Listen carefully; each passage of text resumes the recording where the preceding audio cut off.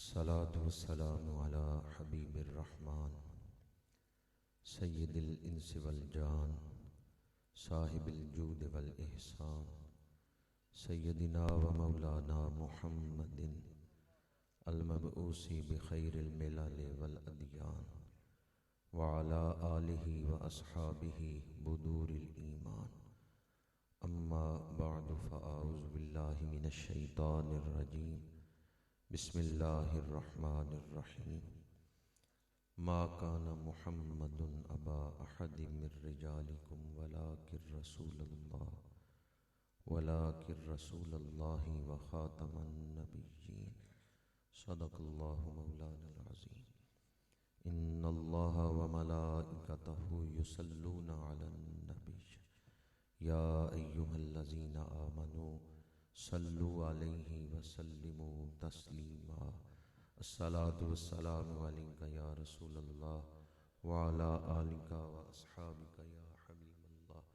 الصلاة والسلام عليك يا رسول الله وعلى آلك وأصحابك يا حبيب الله.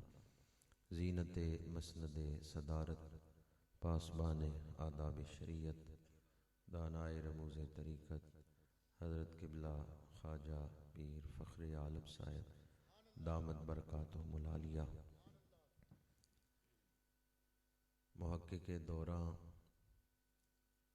حضرت علامہ پروفیسر غلام مصطفیٰ مجدی صاحب زیدہ شرفہ، آبرو علم و دانش، فخر آل سنت، عالم با عمل، سرمایہ ملت، مصنف کتب کثیرہ، حضرت قبلہ علامہ غلام دستگیر فاروقی صاحب دامت برکاتہم العالیہ، واجب التکریم حضرت قبلہ قرۃ عیون الصلحاء حضرت خواجہ ساقی صاحب دامت برکاتہم، انتہائی قابل احترام مشائخ اعظام، علماء کرام، برادران اسلام، حاضرین و سامعین، تلاوت ہوئی، نعت خوانی ہوئی، بیانات ہوئے، میں اور آپ ہم سب مل کر محبتوں کا ایک گلدستہ تیار کر رہے ہیں جسے آج جلال پور شریف کی سرزمین سے مدینہ منورہ بھیجنا ہے۔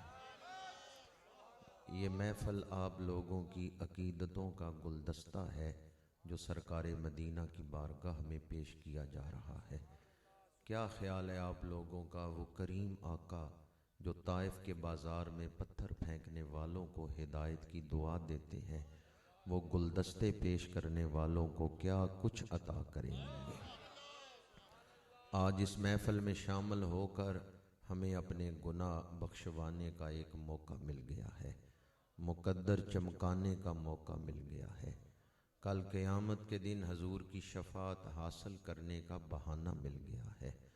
ہم کسی عامی کا ذکر نہیں کر رہے، ہم رحمت للعالمین کا ذکر کر رہے ہیں۔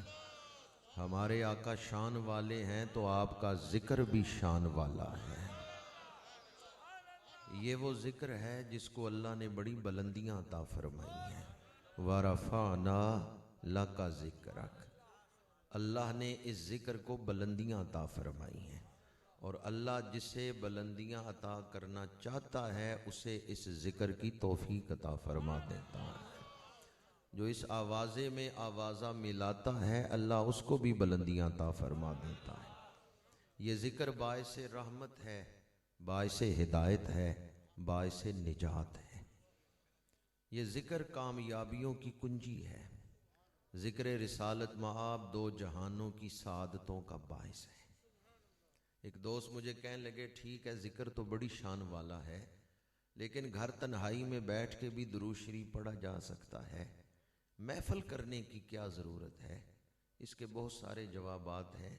ایک جواب میں نے ان کی خدمت میں یہ عرض کیا کہ سبزی منڈی میں جب ڈھیری کا سودا ہوتا ہے نا، تو ڈھیری کے سودے میں ناقص مال بھی اچھے مال کے ساتھ بک جاتا ہے۔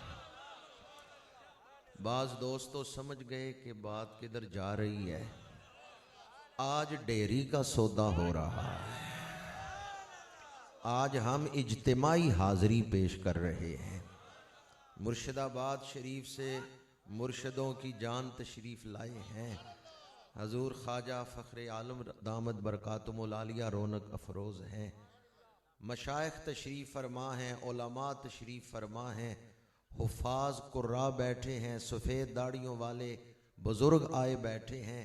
اگر ان آنے والوں میں کسی ایک کی حاضری بھی قبول ہو گئی تو آج پوری محفل ہی قبول ہو جائے گی۔ اٹھ فریدا ستے آتے میلہ ویکھن جا، مت کوئی مل جائی بخشے آتے تو وی، مت کوئی مل جائی بخشے آتے تو وی بخشے آ جا۔ سورہ توبہ میں ہے وَقُلِ اعْمَلُوا فَسَيَرَى اللَّهُ عَمَلَكُمْ وَرَسُولُهُ وَالْمُؤْمِنُونَ۔ قرآن کہتا ہے عمل کرو، تمہارا عمل اللہ بھی دیکھے گا، اللہ کا رسول بھی دیکھے گا، اہل ایمان بھی دیکھیں گے۔ مضارعہ پہ سین آ جائے مستقبل کا معنی پیدا ہوتا ہے فَسَيَرَى اللَّهُ عَمَلَكُمْ وَرَسُولُهُ وَالْمُؤْمِنُونَ۔ مفسرین نے لکھا ہے امت جو عمل کرتی ہے وہ حضور کی بارگاہ میں پیش کیے جاتے ہیں۔ آپ بیٹھے تو جلال پور کی سرزمین پہ ہیں، حاضری مدینہ منورہ میں لگ رہی ہے۔ غم مصطفیٰ جس کے سینے میں ہے، کہیں بھی رہے وہ مدینے میں ہے۔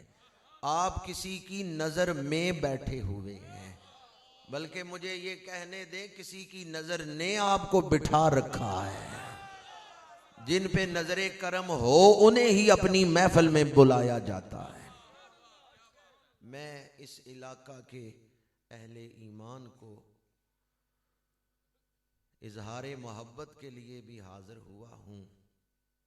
میں نے فاضل جلیل حضرت علامہ غلام دستگیر فاروقی صاحب کی چند ایک کتابیں دیکھی، لیکن ان کے ہر لفظ سے دین کا درد ٹپکتا ہے، اور ان کی راتوں کے رت جگے ان کی تحقیق میں نظر آتے ہیں۔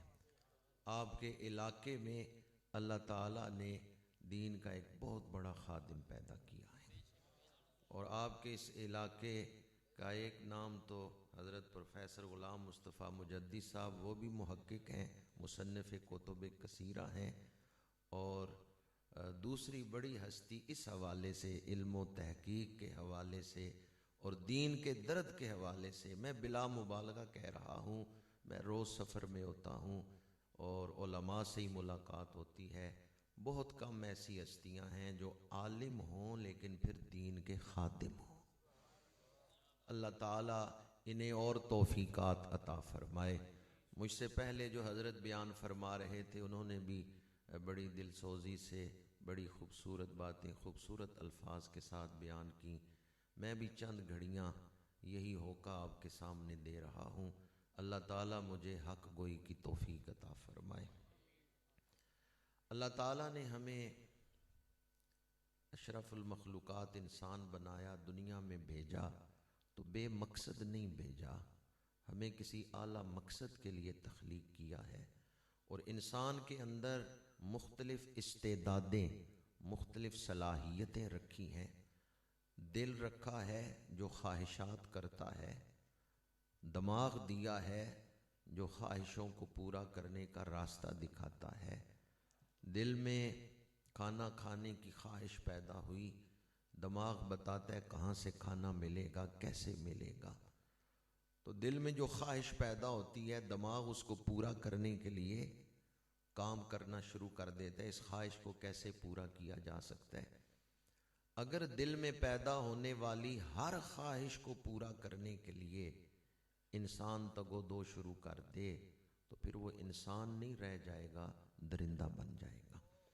ہر خواہش اس قابل نہیں کہ اسے پورا کیا جائے، لیکن چونکہ اپنے اندر خواہش پیدا ہوتی ہے تو انسان سمجھتا ہے میری یہ خواہش ہے، اس کو یہ نہیں پتا میری یہ خواہش میری دشمن ہے، میری یہ خواہش مجھے برباد کرے گی اگر میں نے اس خواہش کو پورا کیا۔ تو اپنے اندر دل میں پیدا ہونے والی ہر خواہش اس لائق نہیں کہ اس کو پورا کرنے کے لیے دماغ لڑایا جائے، کوشش کی جائے۔ زندگی کا مقصد کیا ہے، کائنات کا راز کیا ہے، زندگی گزارنے کا ڈھنگ کیا ہے، کس راستے پہ چلیں تو کامیابی اور لازوال خوشی اور سچا سکون حاصل ہو سکتا ہے۔ جس نے ہمیں تخلیق کیا ہے اس نے ہماری رہنمائی کے لیے انبیاء کرام کو دنیا میں بھیجا۔ حضرت آدم علیہ السلام سے لے کے حضرت عیسیٰ تک بڑی شانوں والے نبی آئے، لیکن ابھی نبوت کا دروازہ کھلا تھا، ضرورت تھی کہ اور نبی تشریف لائے، اس لیے کہ پہلے نبیوں پہ جو دین نازل ہو رہا تھا، شریعت نازل ہو رہی تھی، شریعت کے احکام، بعض احکام منسوخ ہو رہے تھے، ابھی دین مکمل نہیں ہوا۔ اور دوسری ضرورت یہ تھی، دروازہ نبوت کھلا تھا کہ پہلے نبیوں پہ جو کتابیں نازل ہوئیں ان میں تحریف ہو گئی، وہ محفوظ نہیں رہیں۔ اللہ نے پھر نیا نبی بھیجا، اس پہ کتاب نازل ہوتی، وہ لوگوں کو ہدایت کی طرف لاتا، نبی چلے گئے، کتاب میں رد و بدل ہو جاتا۔ تورات، زبور، انجیل، چند صحائف جو پہلے نبیوں پہ نازل ہوئے ان میں کوئی بھی محفوظ نہیں تھا۔ تو دو بڑی ضرورتیں، ایک تو دین مکمل نہیں، بعد میں آنے والا نبی پہلے احکامات کو منسوخ کر رہا ہے، ضرورت تھی کہ نیا نبی آئے، اور دوسری ضرورت کہ پہلی کتابیں محفوظ نہیں تھیں۔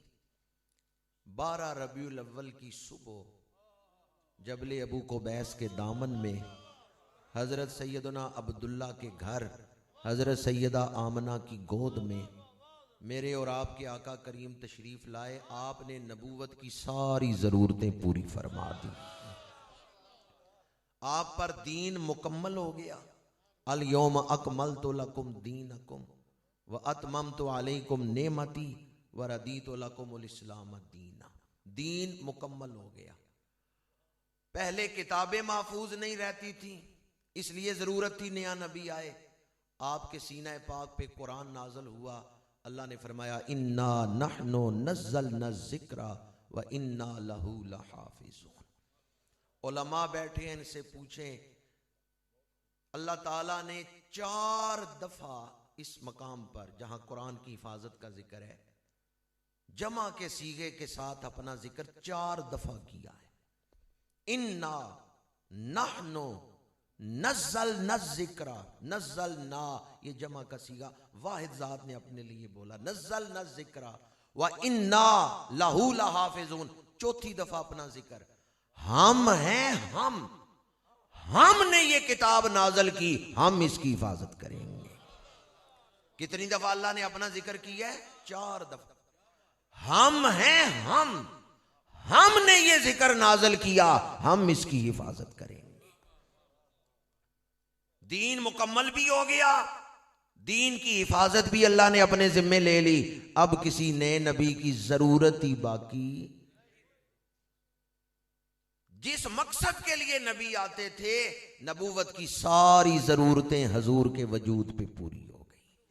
اور پھر اللہ نے 2 ٹوک انداز میں یہ اعلان بھی کر دیا، ما کان محمد ابا احد من رجالکم ولکن رسول اللہ وخاتم النبیین۔ دامن وقت میں بھی گنجائش نہیں، وقت موسم بھی ایسا ہے، لہذا زیادہ تشریحات کی طرف نہیں جا رہا۔ 23 سال کے مختصر عرصے میں میرے آقا کریم نے مخلوق کا ٹوٹا ہوا تعلق خالق سے جوڑ دیا، اور ایک صالح پاکیزہ مثالی معاشرہ تشکیل دیا۔ جب میرے آقا کریم کا وصال پاک ہوا تو آپ نے ایک ایسا پاکیزہ صالح معاشرہ تشکیل دیا ہے جس معاشرے میں رہنے والے لوگ خالق کے حقوق بھی ادا کر رہے تھے، مخلوق کے حقوق بھی ادا کر رہے تھے۔ اس وقت جب حضور کا وصال پاک ہوا، اسلام دشمنوں نے سوچا یہ موقع ہے اسلام کو مٹانے کا۔ انہوں نے مختلف فتنے کھڑے کیے، ان میں سے ایک فتنہ عقیدہ ختم نبوت کا انکار بھی ہے۔ مختلف جھوٹے نبی انہوں نے کھڑے کیے، مسیلمہ کذاب، اسود انسی، طلیحہ اسدی، سجا بنت حارث، ایک ہی وقت میں کئی جھوٹے نبی کھڑے ہو گئے۔ بڑے فتنے درپیش تھے اور بڑے چیلنجز تھے حضرت سیدنا صدیق اکبر رضی اللہ تعالی عنہ کو۔ میرے آقا کریم صلی اللہ علیہ وآلہ وسلم کے وصال پاک کے بعد صحابہ کا پہلا اجماع ہوا ہے خلافت صدیق اکبر میں۔ دین سمجھنے کے لیے 4 بنیادیں ہیں: قرآن، حدیث، اجماع اور قیاس۔ قرآن پاک سے جس طرح بھی آپ سن رہے تھے کہ 100 جو آیات ہیں ان میں نص سے عقیدہ ختم نبوت ثابت ہے۔ دلالت الناس، عبارت الناس، اشارت الناس، اقتضاء الناس، ان 100 آیات میں ان چاروں میں سے کوئی یا کہیں 2 بھی پائی جاتی ہیں، عبارت الناس بھی ہے، دلالت الناس بھی ہے۔ تو 100 آیات ایسی ہیں جن میں نص سے اس عقیدے کو بیان کیا گیا، حالانکہ عقیدہ ایک آیت بھی کافی ہے، نص کے ساتھ مضمون بیان ہو گیا، اب جو اس کو نہیں مانتا وہ دار اسلام سے خارج ہو جائے گا۔ نص کسے کہتے ہیں؟ یہ سین والی نص نہیں، سواد والی نص ہے۔ ما سیک الکلام لأجلہ ہی۔ اور یہ بات بھی یاد رکھیں کہ عقیدہ نص سے ثابت ہوتا ہے، چونکہ چنانچہ اگرچہ مگرچہ سے عقیدہ نہیں ثابت ہوتا، استدلال سے، تاویلات فاسدہ سے۔ استدلال سے بہت ساری چیزیں ثابت ہوتی ہیں، لیکن تاویلات فاسدہ سے عقیدہ نہیں ثابت ہوتا۔ عقیدہ ثابت کرنے کے لیے نص کی ضرورت ہے۔ جس دور میں میں اور آپ زندگی گزار رہے ہیں، اس دور میں ایسے ایسے خطیب بھی ہیں متشابہ آیت پڑھ کے عقیدہ ثابت کر رہے ہوتے ہیں، حالانکہ متشابہ آیات سے بھی عقیدہ نہیں ثابت ہوتا، عقیدہ محکمات سے ثابت ہوتا ہے۔ قرآن پاک میں 3 قسم کی آیات ہیں۔ پہلی قسم کی وہ آیتیں جن کی تلاوت ہے، ترجمہ نہیں کیا جاتا۔ دوسری وہ آیتیں تلاوت بھی ہے، ترجمہ بھی ہے، لیکن ترجمہ متعین نہیں کیا جا سکتا، یعنی مراد متعین نہیں کی جا سکتی، مراد ہم اللہ پہ چھوڑتے ہیں۔ اور تیسری قسم کی آیات وہ ہیں تلاوت بھی ہے، ترجمہ بھی ہے اور مراد بھی متعین ہے۔ پہلی قسم حروف مقطعات، الف لام میم، تلاوت ہے، لیکن ترجمے کے بارے میں ہمارا عقیدہ ہے حقیقی معنی یا خدا جانتا ہے یا حضور جانتے ہیں۔ مفسرین نے تفسیری اقوال بیان کیے ہیں، لیکن ہمارا عقیدہ یہ حقیقی معنی یا خدا جانتا ہے یا حضور جانتے ہیں۔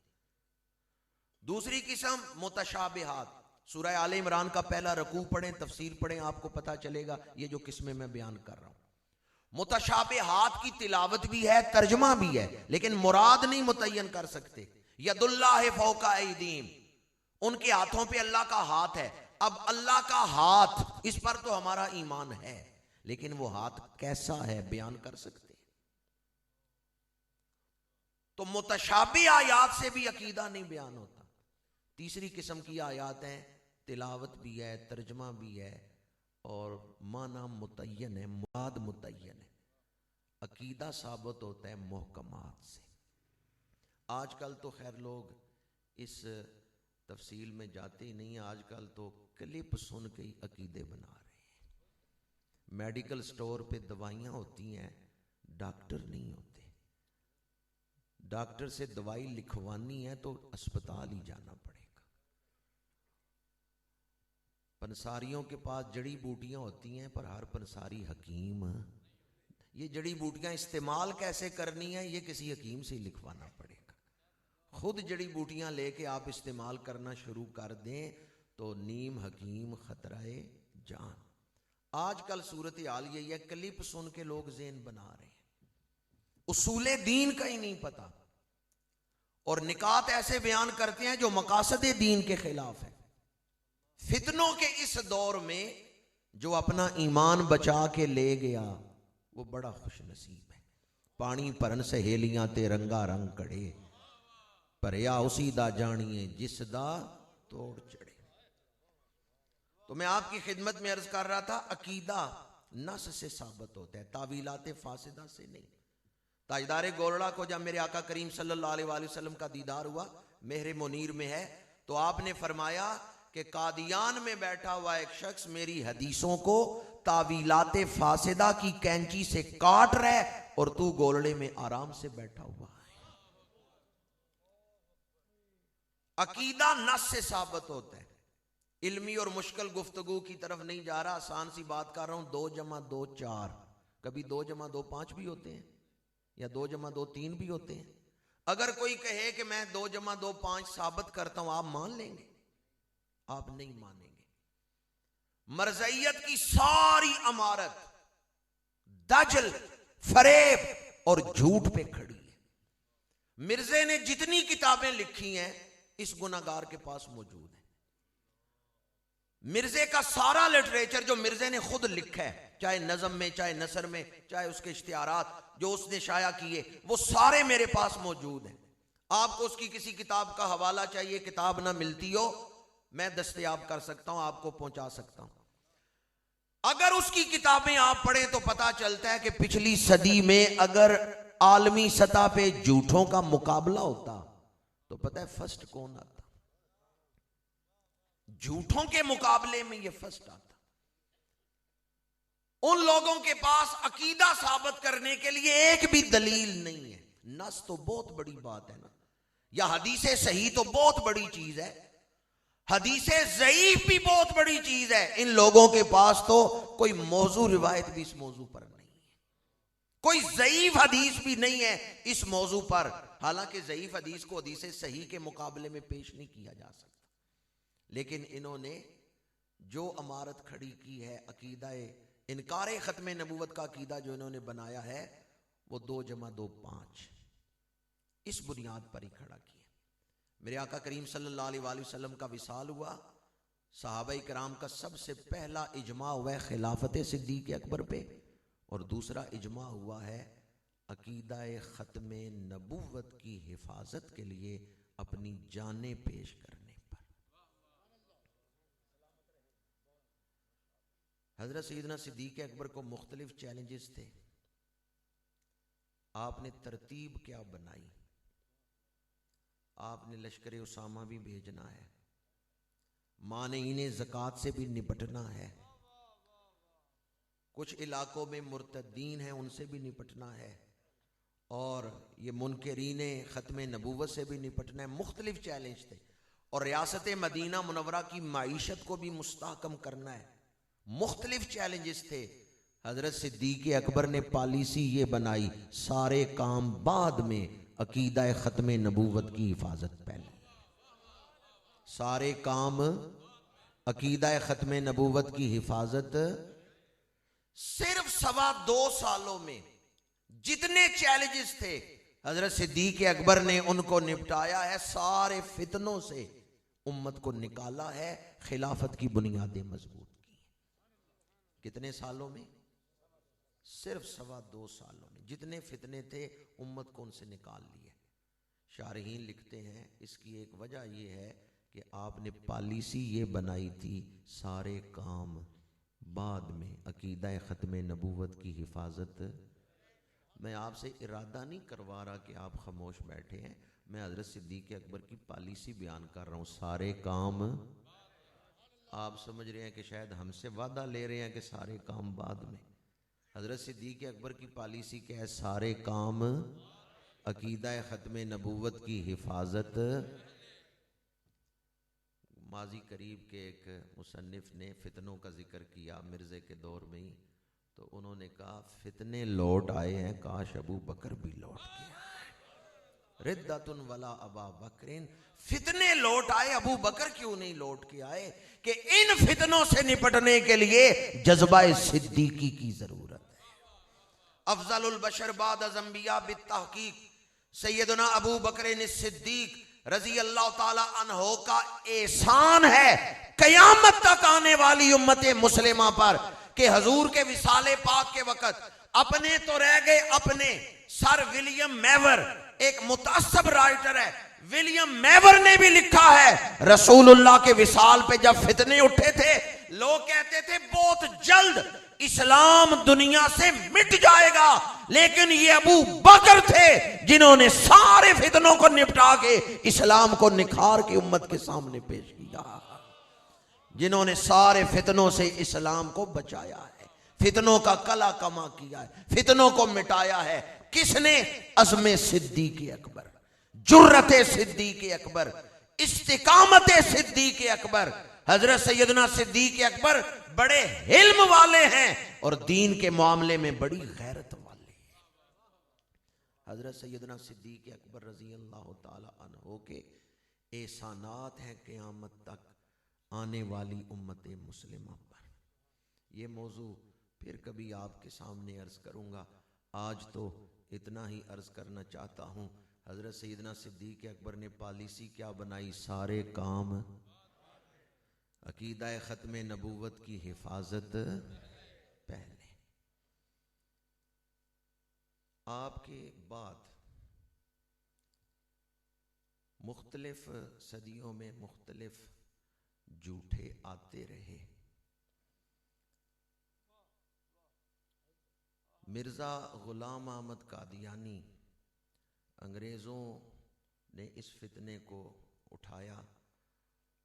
اصل میں ان کے پیچھے بھی وہی مقصد تھا جو حضور کے وصال پاک کے وقت اسلام دشمنوں نے سوچا تھا کہ اس امت کو منتشر کیسے کیا جا سکتا ہے، انہوں نے جھوٹے نبی کھڑے کر دیے۔ اسی طرح یہاں بھی چونکہ انگریز اپنی حکومت کو چاہتے تھے، لمبے عرصے تک ہم حکومت کریں، مسلمانوں کو منتشر کیا جائے، ان کی پالیسی یہ تھی، وہ فاقہ کش جو موت سے ڈرتا نہیں، ذرا روح محمد اس کے بدن سے نکال دو۔ انہوں نے مرزا غلام احمد قادیانی کو فکری سپورٹ بھی کی، مالی سپورٹ بھی کی۔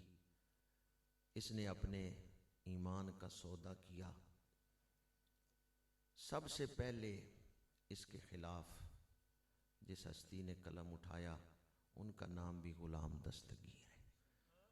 اردو زبان میں سب سے پہلے قصور کے ایک بزرگ ہیں، حضرت علامہ غلام دستگیر قصوری رحمۃ اللہ تعالی علیہ۔ انہوں نے نشاندہی کی۔ اعلیٰ حضرت نے یا تاجدار گولڑا نے بعد میں کتابیں لکھی ہیں۔ پھر اعلیٰ حضرت تاجدار گولڑا، ان ہستیوں نے بھی دنیا کے سامنے واضح کر دیا کہ حق کیا ہے اور باطل کیا ہے۔ مرزا غلام احمد قادیانی کا جھوٹ ہونا، باطل ہونا واشگاف انداز میں دنیا کے سامنے رکھ دیا۔ 1908 میں مرزا غلام احمد قادیانی مر گیا، کفر پہ ہی مر گیا۔ اس وقت کون سا سن جا رہا ہے؟ 2022۔ کتنے سال ہو گئے اسے مرے ہوئے؟ 114 سال۔ فتنہ آج بھی موجود ہے یا نہیں؟ آج بھی فتنہ موجود ہے، حالانکہ اس جھوٹے نبی کو مرے ہوئے 114 سال گزر چکے۔ تاریخ اٹھا کے دیکھ لیں، کبھی یہ فتنہ اتنا عرصہ نہیں امت میں قائم رہا جتنا عرصہ یہ مرزے کا فتنہ قائم رہا۔ حضرت صدیق اکبر کے دور میں جب جھوٹے نبی کھڑے ہوئے تو کتنے عرصے میں آپ نے سارے فتنے ختم کر دیے؟ صرف 2.25 سال۔ ایک جگہ میں نے یہ بات بیان کی تو ایک شیخ الحدیث صاحب تشریف فرما تھے، انہوں نے بڑی پیاری بات کی۔ انہوں نے کہا یہ فتنہ اگر آج موجود ہے تو ہماری نالائکیوں کی وجہ سے، اگر ہم بھی وہ پالیسی بنا لیں جو حضرت صدیق اکبر کی تھی، یہ فتنہ آج بھی ختم ہو سکتا ہے، اور اس پر ہمارا ایمان ہے انشاءاللہ یہ فتنہ ختم ہونے والا ہے۔ تشریح کا وقت نہیں ہے ابھی، یہ 2023 آ لینے دیں، بہت ساری پالیسیوں سے ترکی آزاد ہوگا، اور پھر اس سمت کام ہو رہا ہے جہاں مسلم کامن ویلتھ وجود میں آئے گی۔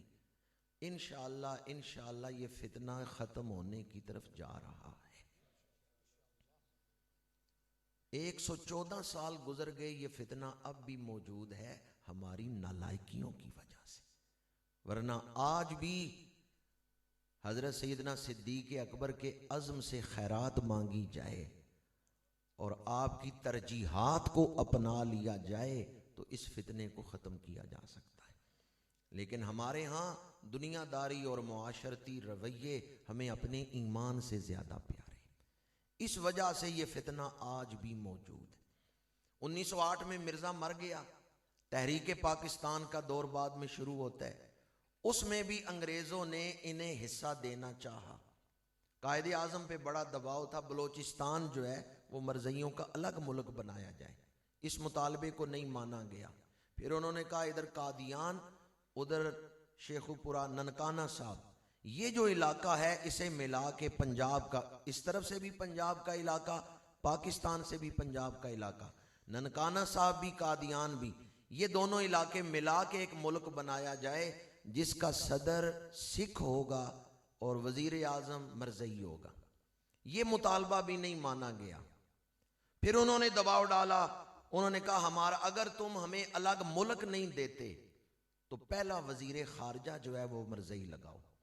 یہ مطالبہ قائد اعظم نے مان لیا۔ پہلا وزیر خارجہ جو ہے ظفر اللہ وہ مرزئی تھا۔ اس نے اس سے بھرپور فائدہ اٹھایا جو وہ پہلا وزیر خارجہ لگ گیا۔ دوسرے ممالک میں اس نے ایسے اڈے قائم کر دیے ان مرزئیوں کے کہ آج بھی وہ اس سے فائدہ اٹھا رہے ہیں۔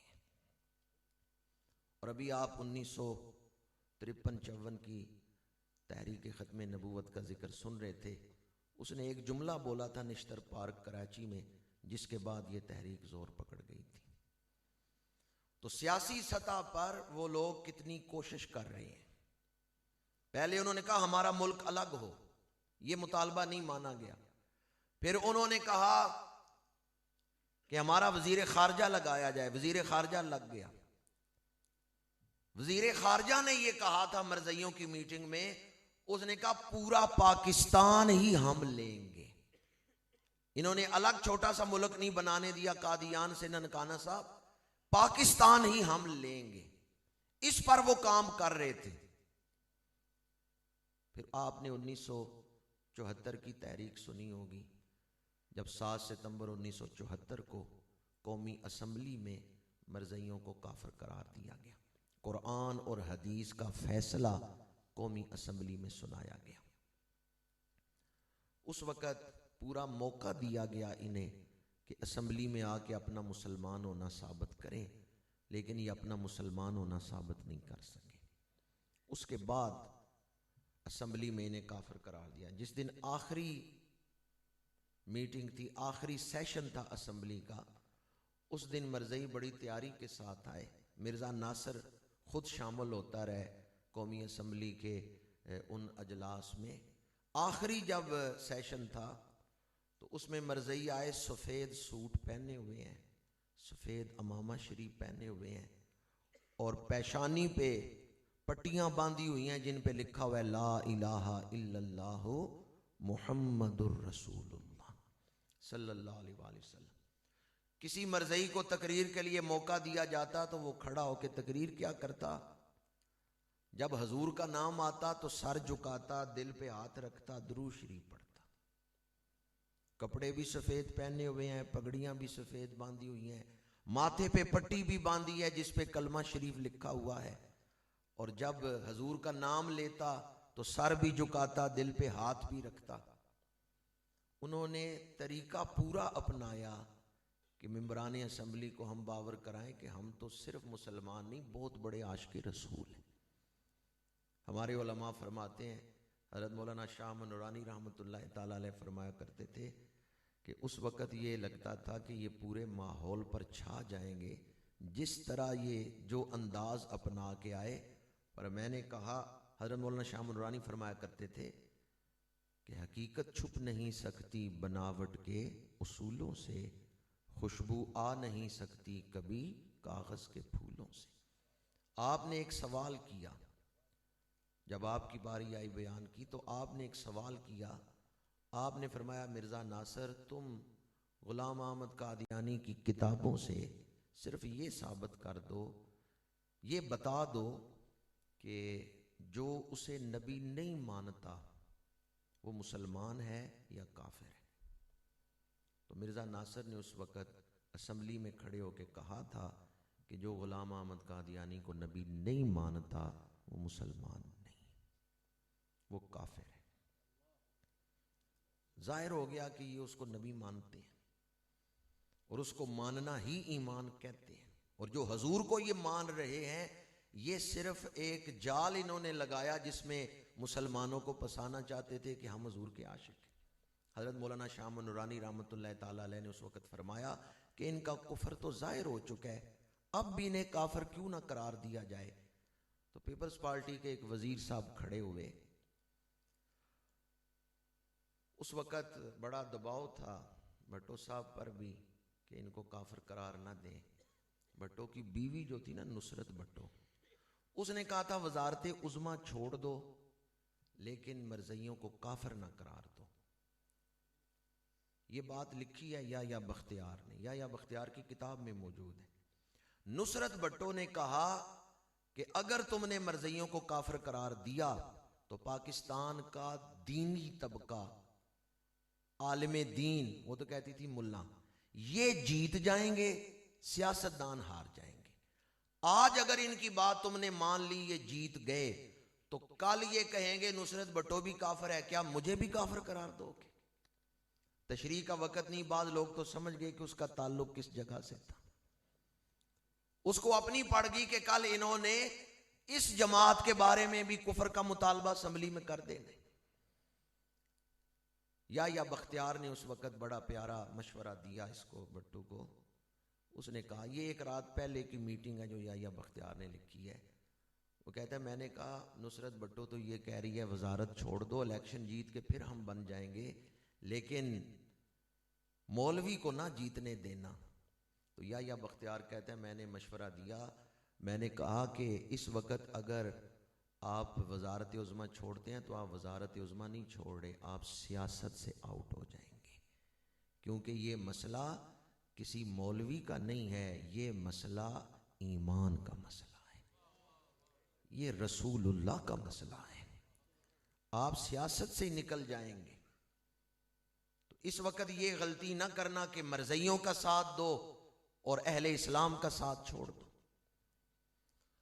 دوسرے دن جب اسمبلی میں حضرت مولانا شاہ نورانی رحمت اللہ تعالی علیہ نے ان کا کفر واضح کیا اور کہا کیا اب بھی انہیں کافر قرار نہ دیا جائے، تو اس وقت ایک وزیر صاحب کھڑے ہوئے، انہوں نے کہا مولانا اگر ہم انہیں کافر قرار نہ دیں تو آئندہ آپ کا لائے عمل کیا ہوگا، آپ کیا کر سکتے ہیں؟ حضرت شاہ نورانی بیٹھے ہوئے تھے. اکثر لوگوں کو پتا ہوگا، جنہیں نہیں پتا وہ بھی غور سے سن لیں. حضرت شاہ نورانی کی رگوں میں خون صدیق اکبر کا تھا. یہ حضرت صدیق اکبر کی اولاد میں سے تھے، صدیقی تھے. جب اس وزیر نے کہا اگر مرزائیوں کو کافر قرار نہ دیا جائے تو آپ کا آئندہ لائے عمل کیا ہوگا، آپ کیا کر سکتے ہیں؟ حضرت مولانا شاہ نورانی جلال سے اٹھے، سامنے ڈیسک پڑا ہے، اس پہ ہاتھ مارا، کہا جب یہ ملک بنانا تھا تو رسول اللہ کا نام لیتے رہے، ملک بن گیا، اب حضور سے بے وفائی کرنا چاہتے ہو، حضور سے بے وفائی کر کے دیکھو، پھر دیکھو میرا رب تمہارا حشر کیا کرتا ہے. رسول اللہ سے بے وفائی کرنا چاہتے ہو، رسول اللہ سے بے وفائی کر کے دیکھو، پھر دیکھو میرا رب تمہارا حشر کیا کرتا ہے. اور دوسرا جملہ آپ نے یہ بولا، آج حضور سے بے وفائی کر کے قیامت کے دن رسول کے سامنے کیسے جاؤ گے؟ تمام ممبران اسمبلی اٹھ کھڑے ہوئے، سب نے آواز میں لائی، مولانا یہ صرف آپ کا ہی عقیدہ نہیں کہ مرزائی کافر ہیں، ہمارا بھی عقیدہ ہے مرزائیت کفر ہے، مرزائی کافر ہیں. مرزائی ڈرتے ڈرتے ہی بول رہے ہیں، مرزائیت کفر ہے، مرزائیت قادیانی کافر ہیں، قادیانی. ہر کوئی یہ آواز دے رہا تھا. اور یہ بات میں جو حضرت شاہ مولانا نورانی نے کی آپ کے سامنے بھی رکھتا ہوں. آج اگر کوئی حضور سے بے وفائی کرے، قیامت کے دن حضور کو کیا منہ دکھائے گا؟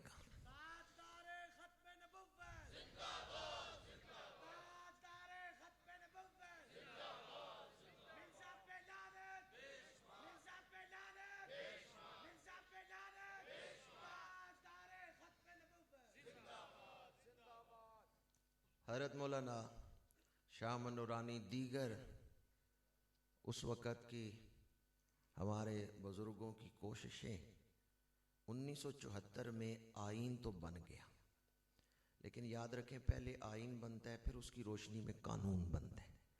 جب تک قانون نہ بنے، آئین بننے کا اس کے ثمرات نہیں حاصل ہوتے. 10 سال مرزائیوں نے قانون نہیں بننے دیا.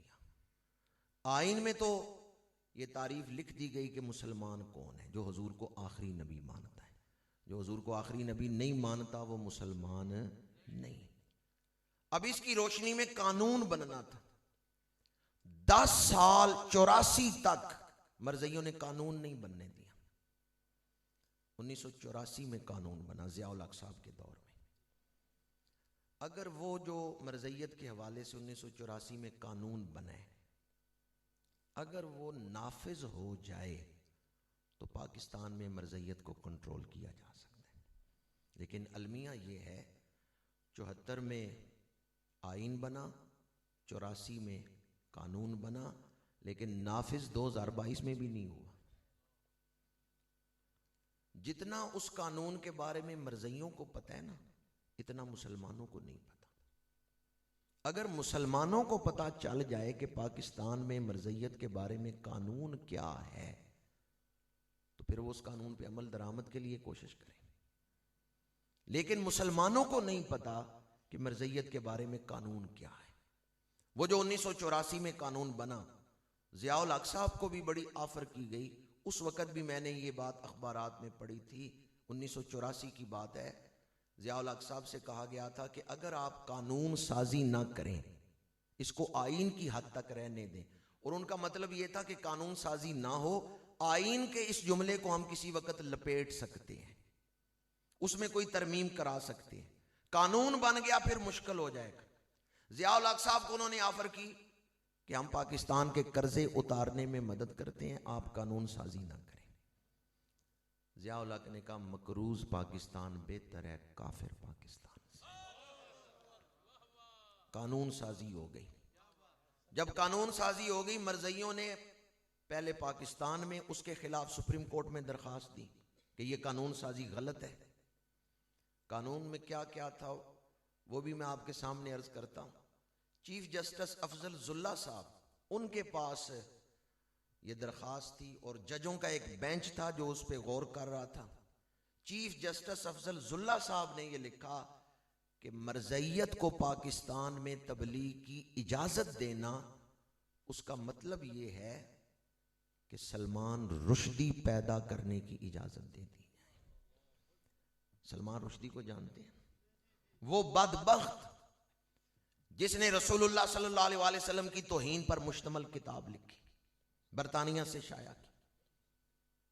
پاکستان میں سپریم کورٹ کے چیف جسٹس نے یہ بات لکھی کہ سلمان رشدی چھوٹا گستاخ ہے، مرزئی اس سے بڑے گستاخ ہے. کیونکہ اس قانون میں پاکستان کے اندر مرزیت کی تبلیغ پہ پابندی تھی. مرزئی تبلیغ نہیں کر سکتے.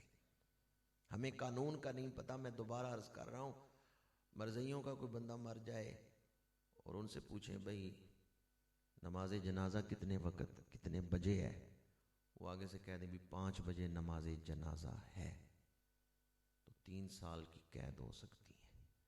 کیونکہ نماز جنازہ مسلمانوں کا شعار ہے.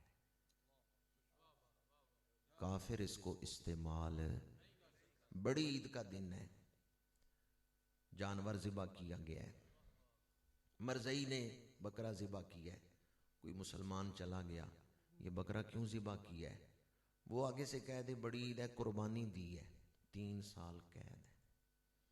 قربانی کرنا کن کا کام ہے؟ مسلمانوں کا. وہ قربانی نہیں کر سکتے کیونکہ یہ اسلامی شعار ہے. اس دفعہ یہ جو ابھی بڑی عید پیچھے گزری ہے، فیصل آباد میں اور ادھر قصور میں، گجرانوالہ میں، 2-3 جگہوں پہ ایسے واقعات پیش آئے ہیں. جو فیصل آباد میں واقعہ پیش آیا، ڈی پی او کے پاس کچھ علماء چلے گئے، ان کا فلاں علاقے میں یہ قربانیاں دیتے ہیں. تو اس نے آگے سے کہا مولوی صاحب 4 دیواری کے اندر جو مرضی ہے کوئی کرے، ہم نہیں روک سکتے. پہلی بات اس نے یہ کہ اس نے کہا 4 دیواری کے اندر جو مرضی ہے کوئی کرے، ہم نہیں روک سکتے. تو ایک عالم دین کھڑے ہوئے، انہوں نے بڑی پیاری بات کی. ان کا 4 دیواری کے اندر کوئی قتل کرے جرم تو نہیں ہے؟ قتل وہی قتل ہے جو سڑک پہ قتل ہو. اب وہ بھی افسر تھا جس کے سامنے انہوں نے یہ بات کی. افسر کو غصہ آ گیا. اس نے کہا مولوی صاحب یہ دلیل مسجد میں ممبر پہ جا کے دو. پتہ ہے کس جگہ کھڑے ہو؟ غصے سے اس نے جواب دیا. آگے سے جو مولوی صاحب نے بات کی نا، وہ ڈی پی او رو پڑا. مولوی صاحب نے کہا رسول اللہ کی شفاعت چل کے آئی ہے، تو منہ پھیر رہا ہے. موقع ہے حضور کو راضی کرنے کا. ہم تو تیری توجہ ادھر دلا رہے ہیں کہ دھیان کر، حضور کی شفاعت حاصل کرنے کا موقع تجھے ملا ہوا، اور تو سمجھ رہا ہے یہ مولویوں کا مسئلہ ہے۔ آج جس کرسی پہ ہے، پہلے کئی ڈی پی او آئے چلے گئے، تو بھی چلا جائے گا۔ کوئی ایسا کام کر جا قیامت کے دن حضور خوش ہو کے فرمائیں یہ میرا غلام آ رہا۔ وہ ڈی پی او رو پڑا، آنسو آ گئے۔ انہوں نے کہا مولوی صاحب مجھے بتائیں کہاں کہاں وائلیشن ہو رہی ہے، مجھے بتائیں۔ انہوں نے بتایا، اس نے وہ مرضی بلا لیے، دوسرے دن پیغام بھیجا بھی آؤ ڈی پی او آفس، وہ آ گئے۔ انہوں نے کہا میں نے سنا ہے کہ تم اسلامی شعار استعمال کرتے ہو، بڑی عید پہ قربانیاں کرتے ہو۔ ان مرضیوں نے کہا نہیں، قربانیاں نہیں کرتے، گوشت کھانے کے لیے جانور ذبح کرتے ہیں، ویسے گوشت کھانے کے لیے۔ انہوں نے کہا کھانا ہے نا گوشت تو عید سے 3 دن پہلے کھا لو، یہ جو 6 دن ہے نا، عید سے پہلے بھی اور عید سے 3 دن بعد بھی تمہارے گھر گوشت پکا تو میں پرچہ کاٹوں، تمہارے گھر گوشت نہیں پکنا چاہیے، اور نئے سوٹ بھی نہیں پہننے، یہ عید مسلمانوں کی ہے۔ اچھا اب وہ پریشان ہو کے گا رہا ہے،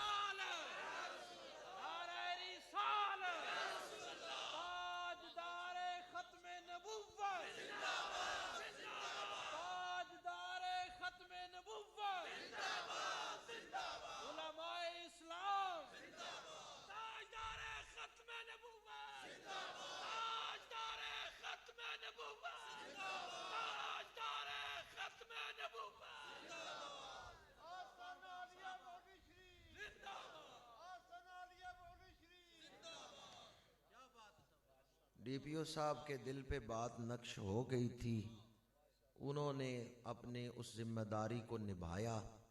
مرزئی بابے جب واپس گھر آئے نا، آ کے جوان بیٹوں کو بات سنائی کہ یہ واقعہ آج پیش آیا، احتیاط کرنی ہے۔ تو ایک لڑکا کھڑا ہوا، اس نے کہا ابا جی ایڑا دنیا جتنیاں جتیاں پواندا ہے پیا، قیامت نو کی کرے گا، چھڈو اے دے تے لعنت بھیجو۔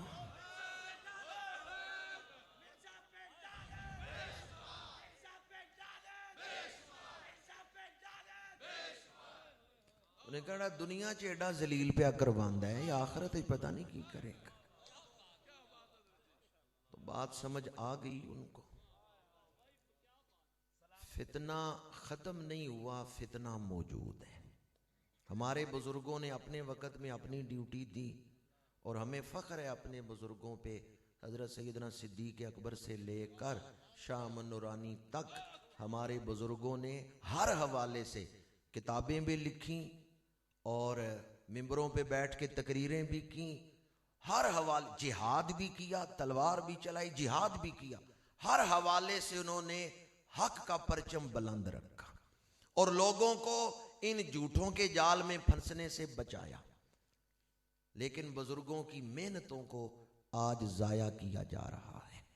آج ہم اس ختم نبوت کانفرنس میں، ختم نبوت سیمینار میں ارادہ کرتے ہیں ہم اپنی آئندہ نسلوں کو کافر نہیں بننے دیں گے۔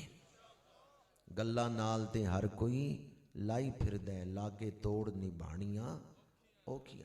تھوڑی سی آپ کوشش کریں، تھوڑی سی آپ محنت کریں، کچھ نہیں کر سکتے جو عقیدہ ختم نبوت کا کام کر رہے ہیں، ان کی حوصلہ افزائی تو کر سکتے ہیں۔ اتنا تو کہہ سکتے ہیں کہ جب آپ ہمیں بلائیں ہم اپنا وقت بھی دیں گے، اپنے وسائل بھی خرچیں گے، وسائل بھی پیش کریں گے، اور اگر کبھی رسول اللہ کے نام پہ جان دینے کا وقت آیا ہم اپنی جان دینے سے بھی دریغ۔ جو عقیدہ ختم نبوت کا کام کر رہے ہیں، اگر آپ ان کی صرف اتنی حوصلہ افزائی کر دیں بھی ہم آپ کے ساتھ ہیں، جہاں آپ ہمیں بلائیں، اگر آپ کہیں وقت چاہیے ہم وقت دیں گے، اگر آپ کہیں کہ ہمیں وسائل چاہیے ہم وسائل مہیا کریں گے، اور اگر کبھی جان دینے کا وقت آیا، ابھی پروفیسر صاحب سے آپ سن رہے تھے مجاہد ملت قصور سے آ رہے تھے، بس آخری بات کر رہا ہوں، قصور سے 1954 میں مولانا عبدالستار خان نیازی لاہور آ رہے تھے، قصور میں تقریر کر کے آئے مرضیوں کے خلاف، راستے میں گاڑی روک کے پولیس والوں نے گرفتار کیا، جیل لے گئے، چند دنوں بعد تھانے لے گئے، پھر عدالت میں جج کے سامنے پیش کیا، جج نے کہا عبدالستار خان نیازی معافی نامہ لکھ دو، میں تمہیں آزاد کر دیتا ہوں۔ آپ نے فرمایا جج صاحب معافی نامے میں کیا لکھنا ہے؟ انہوں نے کہا لکھ دیں آئندہ میں مرضیوں کے خلاف تقریر نہیں کروں گا۔ مولانا عبدالستار خان نیازی نے عدالت کے کٹہرے میں کھڑے ہو کے کہکا مارا اور کہکا مار کے کہا جج صاحب مجھے رہا کریں، باہر نکل کے میں پہلا کام ہی یہ کروں گا، باہر نکل کے میں پہلا کام ہی یہ کروں گا، میں یہ ہوکا دوں گا حضور اللہ کے آخری نبی ہیں، آپ کے بعد قیامت تک کوئی نیا نبی پیدا نہیں ہوگا۔ جج کو غصہ آ گیا جب عدالت کے کٹہرے میں آپ نے کہکا مارا اور کہا جج صاحب کیا بات کر رہے ہیں کہ میں معافی نامہ لکھ کے دوں کہ آئندہ میں یہ تقریر نہیں کروں گا، آپ مجھے آزاد کریں، باہر نکل کے پہلا کام ہی میں یہ کروں گا۔ اب جج کو غصہ آ گیا، اس نے کہا you will be hanged by neck, میں تمہیں گردن سے لٹکا دوں گا۔ انگریزی بابا جی کو بھی آتی تھی، انہوں نے کہا از دیٹ آل، بس اتنی ساری سزا ہے۔ جج صاحب تمہیں پتہ ہی نہیں ہم اپنے آقا سے محبت کتنی کرتے ہیں، میرا تعلق اس جماعت کے ساتھ ہے جس کے امام نے لکھا کروں تیرے نام پہ جاں فدا، نہ بس ایک جاں دو جہاں فدا، دو جہاں سے بھی نہیں جی بھرا، کروں کیا کروڑوں جہاں نہیں۔ جج نے سزائے موت کا فیصلہ لکھ دیا۔ جج نے کہا you will be hanged by neck, میں تمہیں گردن سے لٹکا دوں گا۔ آپ نے برجستہ جواب دیا از دیٹ آل، بس اتنی ساری سزا ہے۔ جج صاحب تمہیں پتہ ہی نہیں ہم اپنے آقا سے محبت کتنی کرتے ہیں، کروں تیرے نام پہ جاں فدا، نہ بس ایک جاں دو جہاں فدا، دو جہاں سے بھی نہیں جی بھرا، کروں کیا کروڑوں جہاں نہیں۔ جج نے لکھ دیا، سزائے موت کا فیصلہ کر دیا۔ کٹہرے سے نکالے گئے تو سزائے موت کے فیصلے کے ساتھ نکالے گئے، لیکن چند دنوں بعد ہی پھر آپ کی رہائی کے آرڈر جاری ہو گئے۔ آپ مدینہ منورہ گئے، سمیع الاقصیٰ بھی مدینہ منورہ تھے، علماء جانتے ہیں کس کا نام میں لے رہا ہوں، ایک ہی ہوٹل میں تھے، تو باہر لاؤنج میں سمیع الاقصیٰ بیٹھے ہوئے تھے۔ مولانا عبدالستار خان نیازی، علماء نے تو دیکھے ہیں، بزرگوں نے، نوجوانوں کے لیے کہہ رہا ہوں، اونچے لمبے قد کے، سرخ و سفید چہرہ، دستار باندھتے تھے تو ترہ اونچا نکالتے تھے۔ جب ہوٹل سے نکل رہے ہیں نا حاضری کے لیے، سمیع الاقصیٰ صاحب اٹھ کے گئے، کہا عبدالستار خان نیازی پاکستان میں تو ترہ بڑا اونچا باندھتے ہو، یہاں جا رہے ہو حضور کی بارگاہ میں، یہاں تو ترہ نیچے کر لو، یہاں بھی اونچا ترہ باندھ کے جا رہے ہو۔ مولانا عبدالستار خان نیازی کی آنکھوں میں آنسو آ گئے، ہاتھ پکڑا سمیع اللہ کا، کہا آؤ میرے ساتھ روزے پہ، میں حضور کو یہی تو عرض کرنے جا رہا ہوں، پورے قد سے جو کھڑا ہوں تو ہے تیرا کرم، مجھ کو جھکنے نہیں دیتا ہے سہارا تیرا۔ کہا سمیع اللہ کی اسی لیے تو میں ترہ اونچا کر کے جا رہا ہوں، یا رسول اللہ دیکھیں آپ کی کرم نوازی سے آپ کے غلام کا ترہ کسی نے جھکایا نہیں۔ اور کہا تم کہتے ہو کہ ترہ جھکا کے نہیں جا رہا، آؤ دیکھو جو پاکستان میں کسی کے آگے نہیں جھکا، آج اس کا ترہ جھکے گا تو جالیوں کے سامنے جھکے گا۔ میں اپنی گفتگو کو یہاں ہی سمیٹتا ہوں۔ کتنے شہید ہوئے اس عقیدے کی حفاظت کے لیے، کتنے بزرگوں نے قید و بند کی صحبتیں برداشت کی۔ آج امانت ہے ہمارے پاس آئندہ نسلوں کی، اس عقیدے کی حفاظت کے لیے اپنی ذمہ داری کو محسوس کریں۔ اور یہ بھی میرا ایمان ہے کہ حضور کو ہماری خدمتوں کی کوئی ضرورت نہیں ہے۔ میں حضرت علامہ غلام دستگیر فاروقی صاحب، حضرت علامہ پروفیسر غلام مصطفیٰ مجدی صاحب، دیگر علماء جو بیٹھے ہوئے ہیں، ان کو مبارک بھی دیتا ہوں، آپ کو نگاہ مصطفیٰ نے چن لیا اس خدمت کے لیے۔ قدم یہ اٹھتے نہیں، اٹھائے جاتے ہیں۔ آپ خوش نصیب ہیں، آپ کو چن لیا گیا ہے اس مقصد کے لیے۔ حضور کو غلاموں کی کمی نہیں۔ میں ان الفاظ پر ہی گفتگو سمیٹتا ہوں۔ میری جب پہلی ملاقات شیخ المشائخ، فخر المشائخ، قدوۃ السالکین حضرت قبلہ عبداللہ جان سرہندی رحمت اللہ تعالیٰ علیہ کے ساتھ ہوئی، پہلی ملاقات میں میں نے حضرت کا کچھ خطاب بھی سنا۔ آپ نے گفتگو کی اور اس میں آپ نے فرمایا، بادشاہ کسی کو نوکر رکھ لے تو نوکر نہ احسان جتائے بادشاہ کو میں نوکری کر رہا ہوں، بلکہ شکریہ ادا کرے تیرا شکریہ کہ تو نے مجھے نوکر رکھا ہے۔ یہ حضرت خواجہ خواجگاں خواجہ عبداللہ جان سرہندی ماشاءاللہ ماشاءاللہ حضرت فرما رہے ہیں کہ یہ تو خواجہ صاحب اکثر فرماتے تھے۔ میں نے جب پہلی دفعہ آپ سے ملاقات کی تو اس وقت بھی آپ نے یہ ماشاءاللہ ماشاءاللہ خوش نصیب ہیں جنہیں ماشاءاللہ اللہ تعالی حضرت قبلہ خواجہ فخر عالم دامت برکاتہ العالیہ آپ کی آمد ہم سب کے لیے باعث برکت باعث رحمت بنائے۔ آپ کی موجودگی اور آپ کے لب و لہجہ آپ کی گفتگو کو سن کے جو آپ نے ارشاد فرمایا ہے، مجھے ایک شعر یاد آیا ہے، میں نہیں مانتا کاغذ پہ لکھے شجرہ ہائے نسب، لوگ جب بولتے ہیں تو قبیلے کا پتہ چلتا ہے، لوگ جب بولتے ہیں تو قبیلے کا، میں نہیں مانتا کاغذ پہ لکھے شجرہ ہائے نسب، لوگ جب بولتے ہیں تو قبیلے کا پتہ دیتے ہیں۔ حضرت خواجہ خواجگاں خواجہ عبداللہ جان سرہندی موجود ہیں ہمارے درمیان، آپ کا خون موجود ہے، آپ کا لب و لہجہ موجود ہے۔ جس انداز میں آپ نے فرمایا کہ میرے حضرت اکثر یہ فرمایا کرتے تھے، تو میں یہ سمجھتا ہوں اس وقت ان کا خون ہی جوش مار رہا تھا۔